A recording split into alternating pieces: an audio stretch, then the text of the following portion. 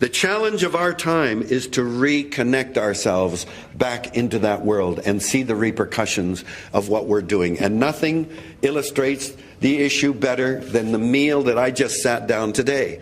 You all sat here and chowed down on farmed salmon, and obviously you don't give a shit about what you're putting into your body. You know what a farmed salmon is? It's filled with toxic chemicals. You know, where does the food that you feed your salmon? I know Tasmanian salmon. Those are not Tasmanian salmon. Those are Atlantic salmon that are brought and raised in cages in Tasmania.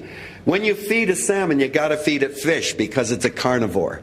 What carnivore on land do we grow for meat? That would be like saying, I want to eat lion and tiger meat, so I'm going to grow lions and tigers and feed them chickens, pigs, and goats. I mean, that's crazy.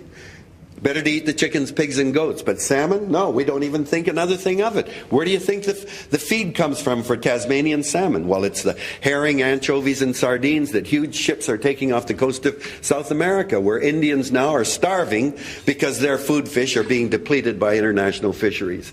When you render down these fish into pellets, you concentrate whatever's in them. Then you feed the pellets to the salmon, and you concentrate what's in the pellets. So if you check those salmon, they're filled with dioxin, PCBs, dieldrin, Teflon, malachite green. You can go down the list, and that's what you just put into your bodies.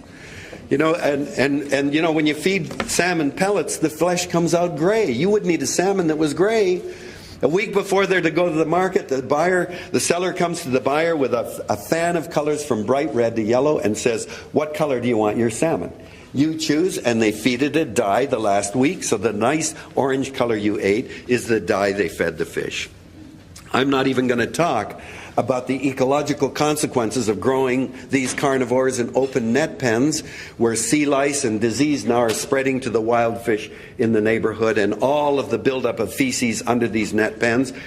The act of consuming that salmon has repercussions that go far beyond this room, that go around the world.